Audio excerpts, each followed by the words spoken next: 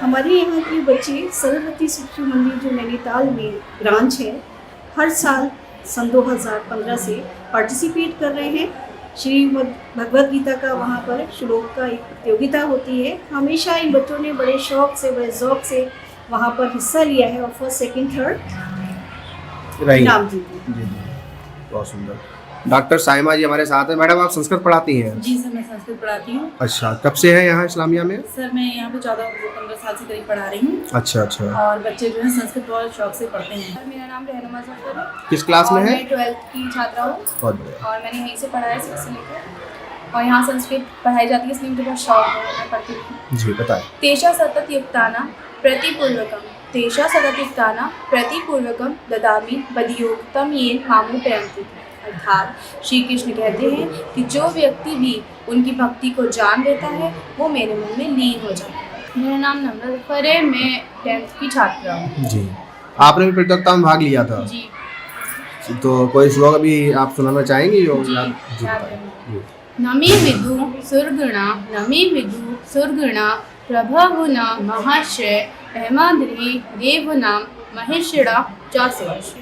और बच्चियाँ बहुत खुशी से सीखने को उन्हें कुछ मिलता है, क्योंकि गीता में जो उपदेश दिए गए हैं वो एक हर धर्म का सार है। अगर आप कभी भी सारे धर्मों को एक सार लेकर चलें तो आपको कहीं ना कहीं एक एक बिंदु सब जगह मिलता हुआ चलेगा, और जब वो एक एक बिंदु मिलेगा तो एक सागर जो बन के तैयार होगा, और वो जो सागर जो जहाँ बह रहा है वो हमारा भारत ही है, वो भारत ही है। बहुत सुंदर, बहुत बढ़िया।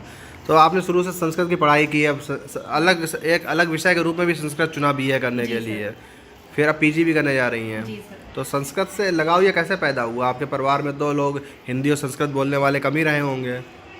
सर ऐसा है कि आज ऐसा होता है ना कि आज जो भी पढ़ाई हो रही है ज़्यादातर टीचर्स जो हैं अंग्रेज़ी भाषा का प्रयोग कर रहे हैं। लेकिन जब मैं पढ़ती थी ना, जिन विद्यालयों से मैंने पढ़ा, मैंने देखा कि जो मेरी इंग्लिश की अध्यापिका वो इंग्लिश में जो है वर्ड्स अपने यूज़ करती थी, जो लेकिन मेरी हिंदी की थी वो हिंदी। तो पता नहीं कि मुझे अपनी हिंदी वाली जो मेरी टीचर थी ना, उनका बोलने का मुझे जो अंदाज़ था वो बहुत अच्छा लगता था।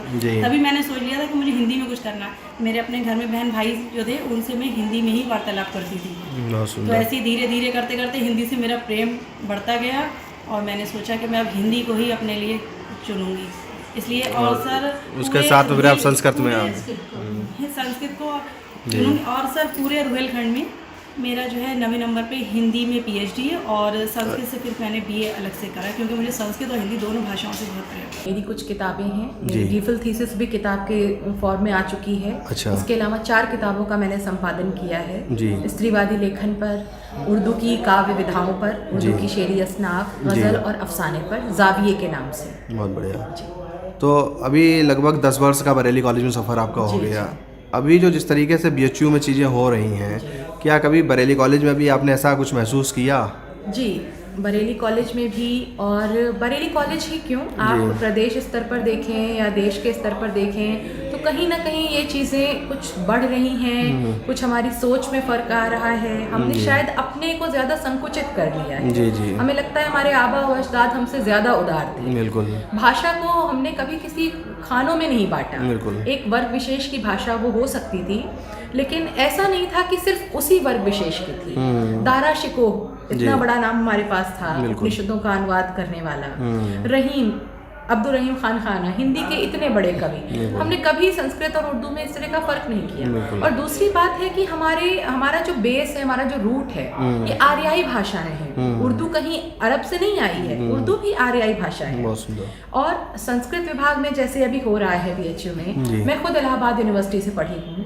मेरी सीनियर थी गजाला अंसारी, वो संस्कृत से पीएचडी थी, और अभी लखनऊ में संस्कृत विश्वविद्यालय में वो पढ़ा भी रही है। लखनऊ में? जी। अच्छा। मेरी टीचर थी किश्वर जबीन नसरीन जी, वो संस्कृत विभाग में थी। बहुत बढ़िया। और आपको प्रेरणा भी उर्दू पढ़ने की आप बता रही थी? जी बिल्कुल, मैंने उर्दू पढ़ी। मैं प्राइमरी सेक्शन में जहाँ पढ़ती थी, मेरी खुद की टीचर थी मिसेस तलत काजमी, और वो संस्कृत की ग्रेजुएट थी। अगर उनका सानिध्य न मिला होता तो शायद मैंने उर्दू नहीं सीखी होती। उन्होंने मुझे हाथ पकड़ के उर्दू पढ़ना सिखाया। सन 1929 से है। अच्छा।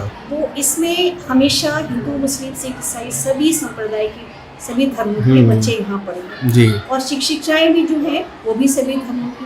तो इसकी माटी ही ऐसी है कि इसमें सांप्रदायिक सद्भावना रची बसी हुई है। बहुत तो सुंदर। कभी भी जहन में ना तो किसी टीचर के, ना प्रिंसिपल के, ना बच्चों के आया ही नहीं कि हम हिंदू हैं, मुस्लिम हैं, सिख हैं, ईसाई हैं। बहुत बढ़िया। सभी बच्चे उर्दू भी बोलते जी। हैं, उर्दू भी पढ़ते हैं, मुस्लिम बच्चे संस्कृत भी पढ़ रहे हैं, और हमारी यहाँ जो असेंबली होती है वो सभी धर्मों पर आधारित होती है। जी तो मैं आपसे ये कहना चाहूँगी कि हमारी जो हिंदू बच्चियाँ हैं, जी। इतना बढ़िया हमारे यहाँ जो कुरान की आयत आयत है, है, हम्दो शरीफ, वे तर्जुमा उसको पढ़ती है। बहुत और जो सुंदर। हमारी मुस्लिम बच्चियाँ हैं वो श्लोक और जो आपकी ये गीता के पाठ जी। हैं वो असेंबली में रोज़ सुनाती हैं। कभी भी आके आप देखिए तो कितनी सद्भावना, कितनी एक यहाँ पर आपको धार्मिक एकता का संदेश मिलेगा। यही सद्भावना ही हिंदुस्तान को एक किए हुए यही है। तो हमारी पहचान है। यही हमारी पहचान है। और आज दुख होता है कि जब ऐसे इश्यूज बनारस यूनिवर्सिटी जी। जैसे उठते हैं तो दिल को बड़ी तकलीफ होती है कि हमारा हिंदुस्तान जा कहाँ रहा है, बिल्कुल। जो कि एक मिसाल था सांप्रदायिक एकता और धार्मिक एकता की।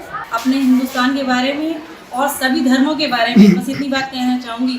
वेद मेरे ही अरब को आई थी ठंडी हवा जहाँ से, मेरे ही अरब को आई थी ठंडी हवा जहाँ से, वेदों की लय सुनी थी दुनिया ने उस मकान से।